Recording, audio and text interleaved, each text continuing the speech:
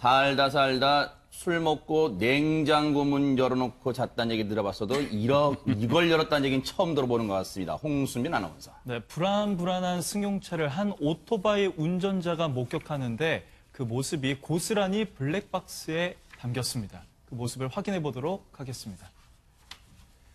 네, 자정이 다 된 어두운 밤입니다. 신호 대기 중인 지금 다른 영상이 좀 잠시 나왔는데요. 네, 이 설명해, 해주세요. 네, 지금 한 그 차량이요, 한 남성이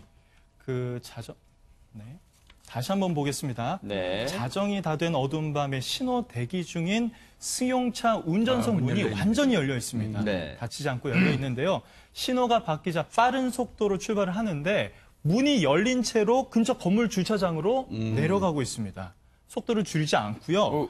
주차장 벽면까지 긁으면서 달려가는데 네. 이 차량을 수상하게 여긴 오토바이가 지금 따라가면서 찍고 있는 모습입니다. 아, 그러면 이게 오토바이 헬멧에 부착된 블랙박스예요? 그렇습니다. 아하, 뭔가 네. 급하게 가고 있죠. 삼각봉까지 치고 달아나고 있는데 네. 주차장을 달리던 승용차는 막다른 길에 다가가자 비상등을 켜고 후진하는가 싶더니 아까 그 오토바이를 들이받습니다. 아이고, 오토바이 넘어졌네요. 아하, 아이고, 운전자까지 넘어졌네. 네.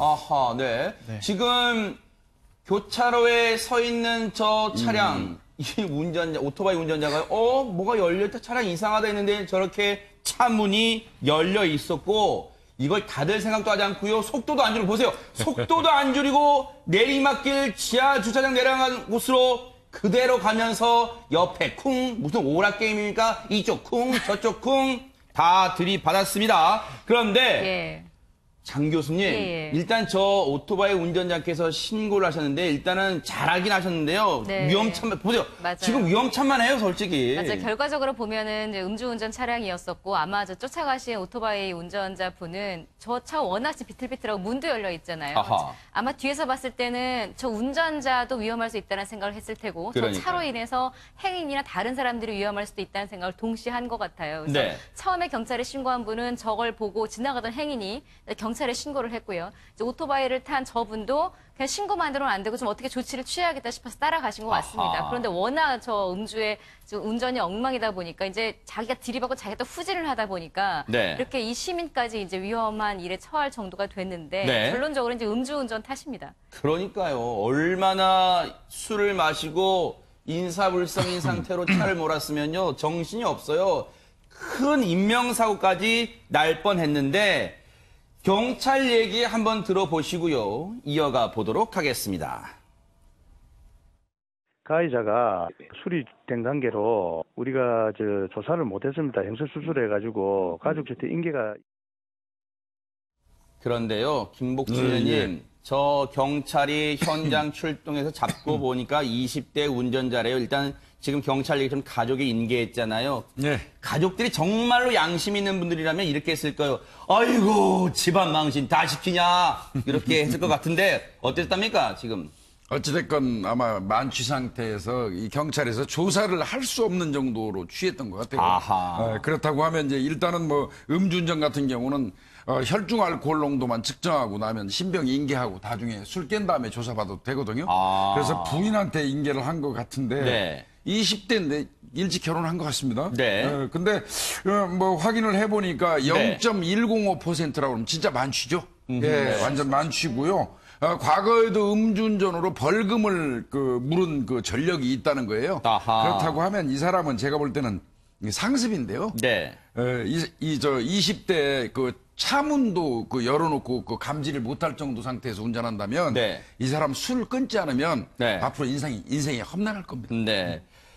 가족들한테 인계를 했는데 일단은 경찰한테요. 저렇게 증거 영상까지 있는데도 나 음주운전 안 했어요 라고 부인했대요. 그런데 저 영상을 딱 들이밀고 나서 나중에 보면 얼마나 동네 창피하죠. 그리고 부모님께 창피하죠. 가족들한테 창피하죠. 친구들한테 창피할 거예요. 그걸 알긴 알진 모르겠어요. 그런데 이번에도 황당한 일이 일어났습니다. 홍순빈 아나운서. 네, 위험천만하게 달리는 이 남성의 모습이 뭔가 좀 무모해 보이기까지 하는데 결국 고속도로 한복판에 멈춰 서야 했다고 합니다. 그 영상을 확인해 보도록 하겠습니다.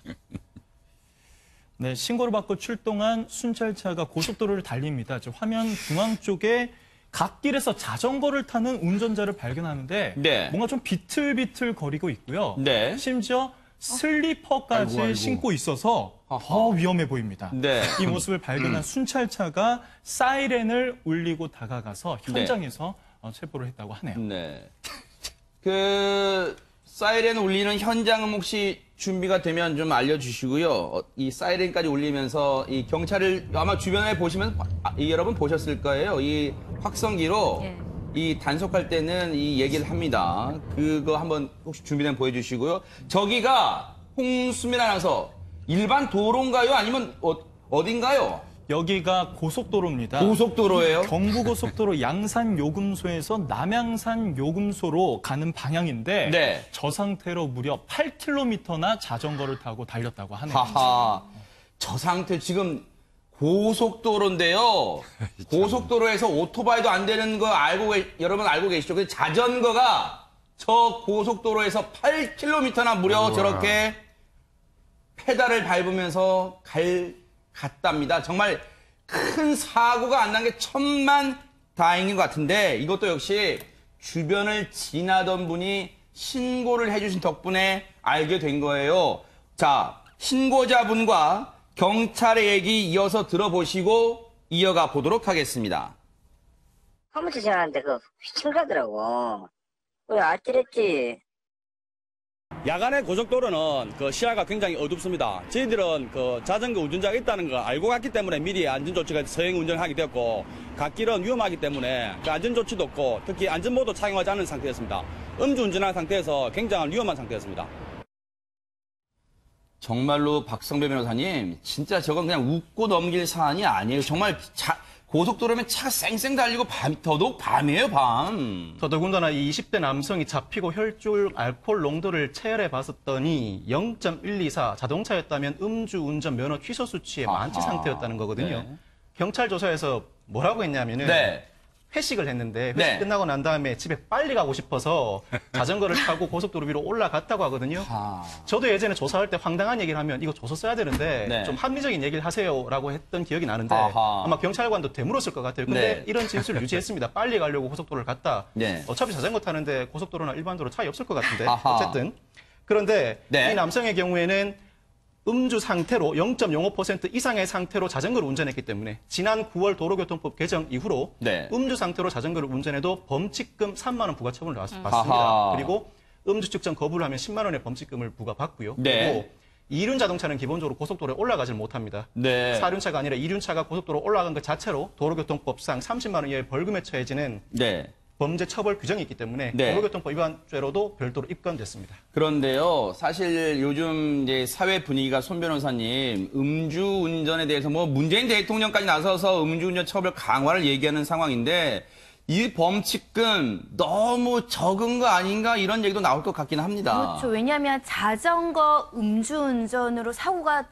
적지 않습니다. 아하. 피해가 늘어나고 있는 상황이고요. 특히 자전거는 면허 제도가 없어서 면허를 취소시킬 수도 없어요. 어느 누구나 술 먹은 상태로 음주운전을 할 수밖에 없는 이런 여러 가지 구조적인 문제가 있기 때문에 지난 9월에 도로교통법이 개정이 된 겁니다. 아하. 원래 음주운전을 하더라도 처벌하거나 제재할 수 있는 근거가 전혀 없다가 요번에야 이제 범칙금 제도가 들어왔는데 그 금액이 말씀하신 것처럼 좀 너무 미약하다. 이 사고를 예방할 수 있겠느냐 이런 목소리도 그러니까요. 있고요. 네. 지금 현재까지 118명이 적발됐다라고 합니다. 아하. 차후에는 조금 더 강력한 규제가 들어올 수도 있기 때문에 이 자전거 잘 타시는 분들 또 취미로 타시거나 교통수단으로 타시는 분들이 있거든요.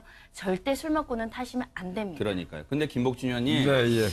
글쎄요, 이걸 어떻게 봐야 돼요? 지금 왜 우리의 아직 국민들의 의식 수준 또는 안전에 대한 이 불감증이랄까요? 왜 이렇게 나는 괜찮겠지, 이까짓 거 내가 자전거 평생 타고 다녔는데 이거 뭐 사고 나겠어? 왜 이런 생각을 하게, 왜 술 먹고 이런 위험천만한 짓을 해요, 지금? 아니, 술을 마시면 본인이 위험하다는 것을 자각하지 못하잖아요. 하하. 오히려 뭐 배짱이 커진다 할까요? 네.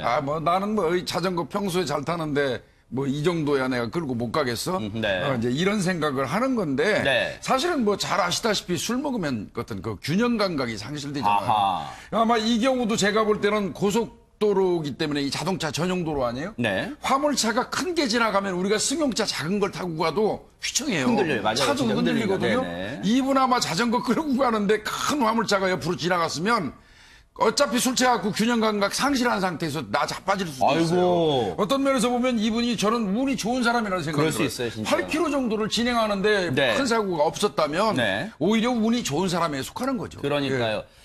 정말로 김복준 의원님 말씀처럼요, 이 자전거 운전자요, 에이, 그냥 안 걸리고 갈 수 있었는데 운이 되게 나빴네 할 게 아니라요, 정말로 내 소중한 이 목숨을 주변 분이 신고해 주신 덕분에 다행히 그럼요. 살 수 있었다. 이렇게 생각하세요. 그리고 반성하시고요. 다음부터는 절대 약주는 드실 수 있어요. 하지만 약주 드신다면 그냥 곧장 택시 타고 가세요. 자전거 음주운전 절대 안 됩니다. 정말로 교훈을 삼기 바랍니다.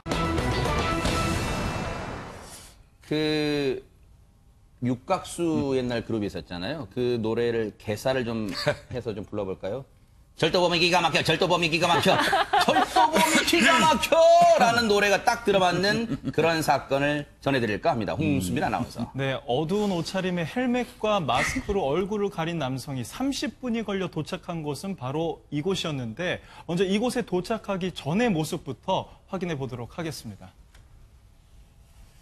네, 새벽 시간 주택가 골목길에요. 한 남성이 오토바이를 세웁니다. 그리고 백미러가 접혀 있지 않은 걸 확인하고 차량의 운전석 쪽으로 들어가서 문을 열고 그 안에 있던 80만 원을 훔쳐서 오토바이를 타고 달아납니다. 아하. 그런데요, 이 남성이 30분 후에 도착한 곳은 바로 이곳이었습니다. 뭐예요? 여기가 뭐 하는 곳이에요? 다름 아닌 코인 세탁소인데요. 아, 빨래방이에요? 그렇습니다. 아하. 아까 그 훔친 돈 검은색 봉투에서 꺼내서 건조기에 털어놓고요. 네. 그 다음에 이 건조기를 돌리기 시작합니다. 아니, 저 건조기 안에 일당이 들어가 있었습니까, 혹시? 지금 영상으로도 확인할 수 있는데 이제 네. 잠시 후면 이 돈들이 뱅글뱅글 돌아가기 시작합니다. 저거 지금 돈이에요? 지폐 수십 장이 흩날리고 있는 모습이에요. 아하. 이 남성이 진짜 이 이제 돈이 네. 말리기까지 네. 기다리고 있었다고 하네요. 아니, 저걸 돈을 건조기에 놓고 왜 돌리는 거예요? 왜 돈이 돌고 돌아서 돌리는 거예요? 왜 돌립니까, 지금? 저 돈을 훔친 날에는요, 네. 비가 오락가락 내리고 있었는데, 아하. 그래서 훔친 돈이 빗물에 젖었던 거죠. 그럼 말리기 위해서 바로 이렇게 빨래방을 찾은 건데, 이제 건조가 끝나고 이렇게 네. 지문까지 지우는 지문까지. 네, 치밀한 모습까지 보였습니다. 김복준 의원님. 프로네요. 저 장면은 마지막 장면은 약간 충격으로 다가오면 지문까지 깨끗하게 닦네요, 지금. 그거는 이제 뭐 저 프로 절도범의 행동이고요. 아하, 네. 지금 이제 그런 생각들을 하실 것 같아요. 돈이 젖었다고 뭐 그거 못 쓰는 거 아니잖아요. 아하. 그리고 뭐 아시다시피 돈 젖어도 금방 마릅니다. 네. 상하지 않아요. 근데 저렇게 세탁기까지 돈을 넣어서 이 훔친 돈을 왜 돌려서 말릴까 네. 이런 생각들 하실지도 네네. 모르겠어요. 근데 그거는 이제 저 사람들한테는 어떻게 보면 그 돈이 인생의 전부예요. 아. 최고의 가치니까요. 네. 절도범들 있잖아요. 네. 제가 일선 현장에서 이 근무할 때 절도범들이 훔쳐간 이제 그 돈 찾아서 압수수색을 해보면요. 훔쳐간 돈을 현금을요. 네. 앞면 뒷면을 착착 맞춰놨어요. 아. 그 뒤집어지고 엎어지고 한 거 있잖아요. 임금님 나오면 임금님만 쭉 보이게. 임금님만 네. 쭉 보이게 아하. 맞춰놨어요. 그래서 제가 그 절도범한테 물어본 적도 있어요. 아하. 이거 맞추느라고 고생 많이 했겠네. 오래 걸렸겠네. 네. 근데 이거 왜 맞추는 거야? 이왕이면 어렵게 버는 돈인데 잘 사둬야죠. 네. 이런 얘기를 하더라고요. 아하. 그러니까 그런 심리하고 이게 맥락이 맞닿는 것 네. 같습니다. 예. 참. 경찰도 자꾸 저 영상 확인하면서 혀를 내둘렀을지도 모를 것 같습니다. 경찰 얘기 들어보시고 이어가 보도록 하겠습니다. 아니 구속됐어요 그냥. 오토바이도 훔치고 그랬는데 주로 이제 백미러가 안 잡혀 있으면 문이 안 잠겨 있다는 것을 알고 차 지정장치를 꼼꼼히 했는지 꼼꼼히 점검도 하고 주로 차 안에 귀중품들은 보관을 안 하시는 게 좋을 것 같습니다.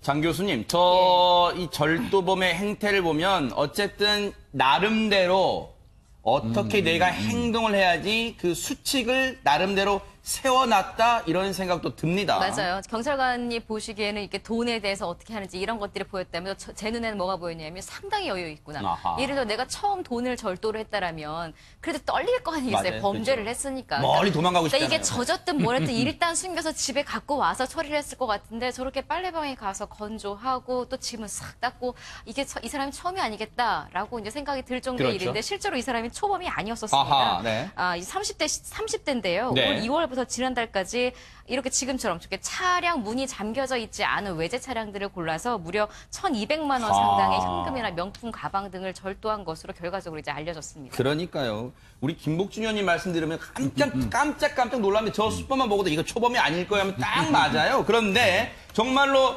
늘 뉴스파이터가 저렇게 차량문 잠그지 않은 상태로 두지 마세요라고 늘 김복준 의원 말씀하셔도 왜 뉴스파이터 꼭 보세요.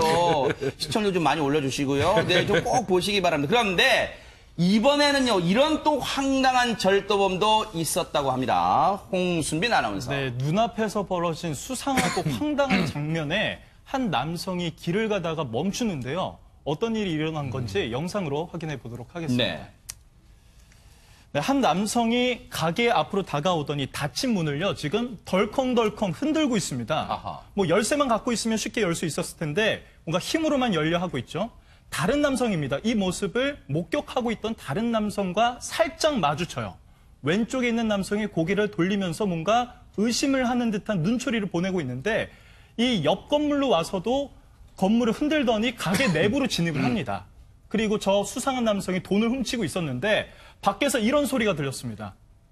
저기요, 나오세요, 경찰입니다. 이런 소리가 들렸다고 해요. 그러니까 조금 전에 마주친 남성이 바로 경찰이었던 거죠. 이야, 마치 무슨 콜택시 부른 것처럼 순찰차가 딱 와서 대기를 하고 바로 이 연행을 해 갑니다. 그런데 박성배 변호사님, 글쎄 이걸 무모하다고 해야 됩니까? 아니, 물론 저 남성이 경찰인지 몰랐다 하더라도 사람이 있는 데서 문을 계속 막 열고 있어요, 가게 문을. 본인이 뭔가를 훔치려고 마음먹으면 다른 사람 시선은 눈에 잘 안 들어옵니다. 세상에. 자기를 잡으려는 사람이 아닌 이상 아. 경찰이 있는지 모르고 저랬던 아하. 거죠. 특히 저렇게 문을 흔드는데 저 문이 열릴까 무모한 거 아닌가 이렇게 생각하실 수가 있는데 네. 대체로는 저렇게 흔들어도 문이 안 열리는 건 맞아요. 네. 그런데 간혹 가다가는 저렇게 흔들었을 때 문이 열리는 것들도 있습니다. 세상에. 특히 셔터를 내려놓고 밑에 작은 고리만 채워져 놓고 또 작은 네. 열쇠만 있는 것들 있잖아요. 네. 그거는 열심히 흔들면 열립니다. 아이고. 절도범들이 그걸 알아요. 네. 그래서 혹시나 영세한 사업체 운영하시는 분들 지금이라도 좀 돈이 좀 들더라도 그러니까. 문만큼은 좀 더 완비를 해주셨으면 좋겠습니다. 그러니까 일단 자신들이 기본적으로 내가 할 수 있는 최소한 예방책은 좀 먼저 해 두시는 게 어떨까 하는 생각도 들어요. 당시에 저 눈썰미로요, 딱 이 절도범을 잡은 김기영, 순경의 얘기 들어보시고 이어가 보도록 하겠습니다. 갑자기 뒤를 돌거나 뭐 갑자기 뭐 하면은 좀 부자연스러울 것 같아서 그나마 담배 피는 게 제일 자연스럽겠다라고 생각을 해서 그 5만 가지 생각하던 중에 처음에 이제 나오라고 경찰이라고 나오라고 했을 때 나왔는데 제가 이제 한 손으로 붙잡고 있었는데 이제 몇 번 뿌리치려고는 했었는데 그래도 다행히 이렇게 그렇게 크게 뭐 그런 일은 없었습니다. 지난번 3번 털었을 때도 가게에 들어가서 이제 현금 출납기에서 보통 현금을 많이 갖고 왔습니다.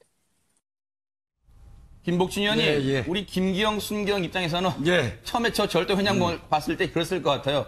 허허, 이 사람 봐라. 정말 무모하다 못해 진짜 이걸 나를 나 경찰인지 모르겠지만 진짜 무시하는 거야. 그런 생각도 들었을 것 같습니다. 뭐 사복 입고 있으니까 절도범이야 뭐 경찰인지 몰랐겠죠. 결론은 이거예요.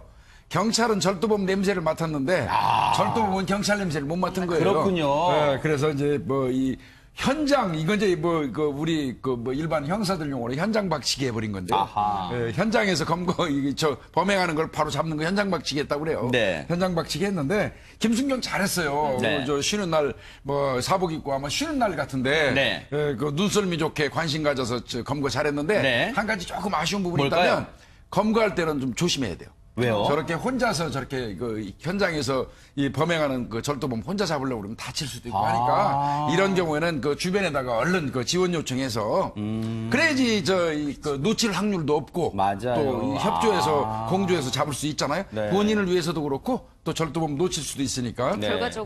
결과적으로 이 김기영 순경이 네. 근데 저는 또 하나 이 재치가 상당했던 것 같아요. 왜냐하면 그 절도범도 아마도 비슷한 마음이지 않았을까 하는데 과감하게 문을 흔든 것 자체가 아마 지나가는 행인 정도는 내가 여기 주인인 줄 알고 이 사람 지나가겠지 라고 아마 더 능청스럽게 연기를 했을 거고 그 능청스러운 연기의 한 수 위가 이 순경이었던 것 같아요. 역시 그러니까요. 정말 행인인 것처럼 구경하는 척 하다가 이제 이걸 네. 잡은 거죠. 그리고 이제 휴대전화를 아까 막 하는 것 같더라고요. 그래서 아마 네. 동료들을 부른 거 아닐까 하는 생각이 네. 들고 결정적으로 이 김순경이 이 사람을 절도범으로 잡은 게 과거에 어떤 절도 사건이 있어 출동을 해서 절도범을 CCTV로 확인을 했답니다. 네. 그때 그 절도범의 인상착이나 이제 체구나 이런 것들을 봐왔는데 하필 저 문을 흔들고 있던 저 사람이 비슷하다라는 걸 인지를 하고 대단하네요, 정말. 더 눈썰미 있게 지켜보고 그러니까요. 결국은 검거를 하게 된 겁니다. 뛰는 절도범 위에 나는 우리 김기영 순경이 있었으며 꽉 잡았습니다. 그런데 앞서 우리 김복준 의원님 말씀 들으셨죠? 정말로 맞아요.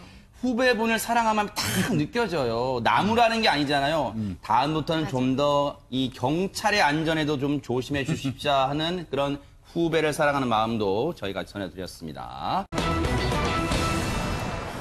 글쎄요, 한 2달 동안 이 사건으로 좀 시끌시끌했어요. 장희영 교수님. 예, 그 가수 구하라 씨죠. 그렇죠, 그리고 네. 이제 전 남자친구인 그 미용실 원장 최 씨. 네. 연인이었었고 이제 이게 폭행 사건으로 이제 비화가 되면서 서로 그랬죠. 진실 공방으로 갔었습니다. 네. 누가 더 잘못이냐, 잘잘못 따지는 일들도 이제 국민들에게 보여줬었고 결과가 나왔는데요. 네. 일단은 둘 다 처벌을 받는 것으로 일단 수사가 종결이 됐습니다. 아. 구하라 씨와 전 남자친구 최 씨에게 쌍방 폭행 및 영상 유포 협박 사건 수사를 이제 경찰이 네. 둘 다 모두 기소 의견으로 검찰에 넘기기로 아. 이제 결론을 냈고요. 네. 이제 검찰이 넘어갔으니까 이제 그 결과는 지켜봐야 될 것 같은데 네.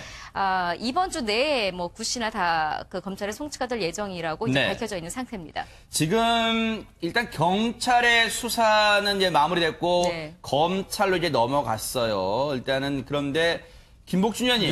예. 지금 저희가 얘기를 들어보니까요. 예. 이 수사 과정에서 네. 구하라 씨의 전 남자친구 최모 씨에게 지금 새로운 혐의가 좀 추가된 게 있다고 네, 하더라고요. 그 예. 어떤 겁니까, 내용이? 그 휴대폰을 아마 이제 그 복원하는 과정, 디지털 포렌식이라고 네. 하죠. 예. 그 과정에서 보니까 네. 이른바 이야기하는 그 구하라 씨가 동의하지 않은 비동의 구하라 씨 신체를 찍은 영상이, 그 사진이 나온 겁니다, 영상이. 이 내용은 지금까지 알려지지 않았잖아요. 그러니까 여태까지는 이제 뭐 구하라 씨하고 동의하에 어떤 그 영상을 찍은 걸로 나와 있었고, 네. 그게 뭐 실질적으로 밖으로 유포되지 않았기 때문에 네. 구속영장을 1차 경찰에서 신청을 했었잖아요. 네. 그때 이제 기각이 되면서 뭐 이제 그런 유포가 없는 거 수위라든지 내용이라든지 이런 네. 게 크지 않다. 다소 우발적인 부분이 있다 등등으로 해서 네.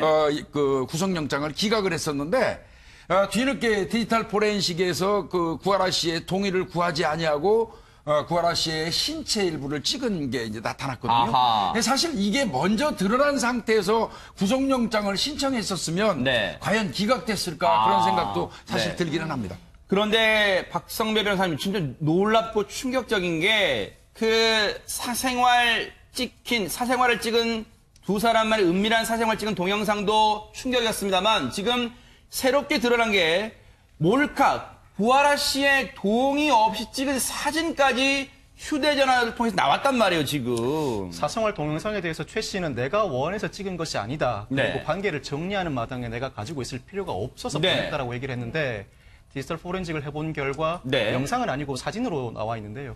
사진이 밝혀졌는데 이게 성폭력처벌법상 카메라 등 이용 촬영죄가 적용됐다는 건 성적 수치심을 유발할 그렇죠. 수 있는 사진이라는 거고 의사에 반해서 촬영됐다는 겁니다. 구하라 씨가 동의하지 않았음에도 불구하고 촬영됐다는 거거든요. 네.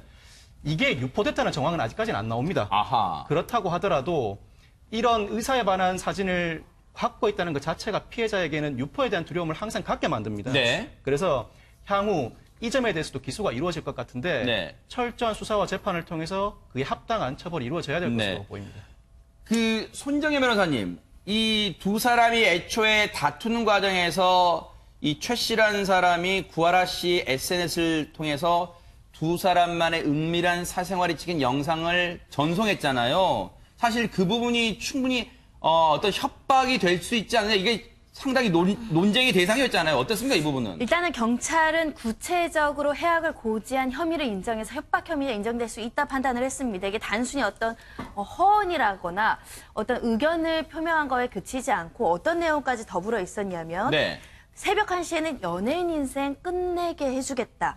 이런 이야기를 한 다음에 실제로 언론사에 구하라 제보라는 내용의 메일까지 보냈고요. 그 다음에 이런 성관계 사생활 동영상을 전송을 한 행위를 종합적으로 고려했을 때 이 일련의 과정이 구하라 씨가 외포심, 공포심을 가질 만한 해악이라는 건 뭐냐면 너를 해치겠다. 해친다는 것은 뭐 너를 뭐 죽이겠다 또는 뭐 어떻게 하겠다 이런 것뿐만 아니라 명예를 침해시키겠다는 것도 해악이 고지로 볼 수 있거든요. 이런 구체성을 가진 해악을 고지했다. 협박죄에 해당될 수 있다라고 평가를 했습니다. 아하. 그런데 이 사건을 수사 중인 서울 강남경찰서가요, 김복준 의원님. 이 최 씨에게 여러 가지 혐의를 지금 수사 중에 다 지금 묻고 있는데 그 중에 강요 혐의가 적용돼서 이건 왜 무슨 말입니까? 강요 혐의는. 사건 당일날 이제 그 최 씨가 구하라 씨한테 그 얘기를 하죠. 너 전날 너랑 같이 저녁 식사한 연애 관계자 A모 씨.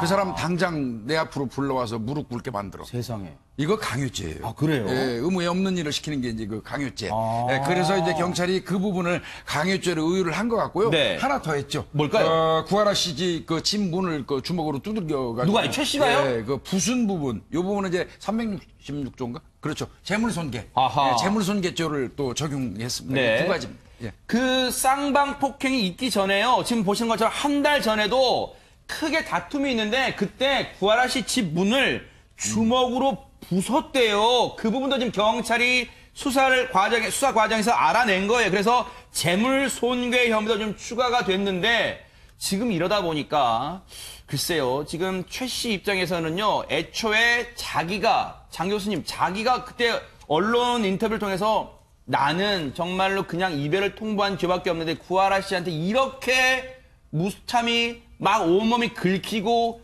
그랬습니다라고 인터뷰했던 게 기억나요. 디스패치 인터뷰했고 네. 딱 그날 제가 출연을 해서 이제 그 소식을 그랬었죠, 전해드렸던 네. 기억이 나는데 그때 본인 입으로 말했잖아요. 자기는 유명인도 아니고 구하라 씨에 비한 연예인도 아니고 변호사를 쓸 줄도 몰랐고 그래서 며칠 만에 입을 열었다라고 했는데 그 그렇죠. 며칠 만에 이미 변호사랑 이런 과정이 다 끝났다고 그때 이야기가 나왔었거든요. 네. 그래서 그 인터뷰 자체도 혹시 여러 가지 법률적인 상담을 받고 한 게 아니냐라는 의심이 있었는데 그랬죠. 결과적으로 이렇게 이제 추가로 나오는 것들이 너무 이렇게 진흙탕처럼 되어버리니까 네. 그 당시 그 인터뷰 자체도 아하. 이 사람이 자신의 이런 행위들을 덮기 위해 사전에 얼른 끝내기 위해서 뭔가 구하라 씨 얼른 합의를 한다든가 그러니까요. 혹은 정말 여론을 구하라 네. 씨에게 이렇게 안 좋게 몰고 가려고 사전에 한 그러니까. 것이 아닌가 하는 의심까지 받고 있고 그런 갸우뚱하는 생각도 들어요.